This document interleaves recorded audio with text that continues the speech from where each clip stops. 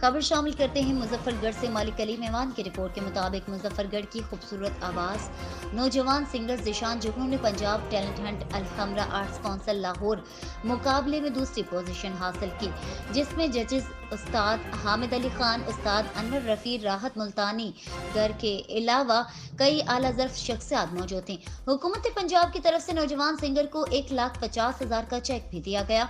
इस मौके पर मौजूद डिप्टी कमिश्नर सैयद मूसा रजा गिलानी ने सिंगर जिशान जुगनू को पंजाब टैलेंट हंट मौसीकी मुकाबला जीतने पर मुबारकबाद भी दी और नेक ख्वाहिशात का इजहार किया। उन्होंने कहा कि आप हमारे मुजफ्फरगढ़ का फख्र हैं। आप जैसे नौजवान अपने फन का मुजाहरा करके मुल्क और कौम का नाम रोशन करते हैं।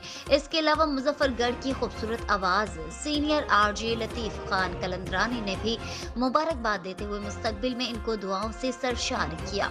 आखिर में सिंगर जिशान जुगनू ने गुफ्तगू करते हुए कहा है कि मैं जो कुछ भी हूँ, जैसे भी हूँ, मेरी कामयाबी का राज मेरे उस्ताद और मेरे वालिदैन की दुआएं हैं, जो जिंदगी के हर मैदान में मेरे साथ साथ रहेंगी।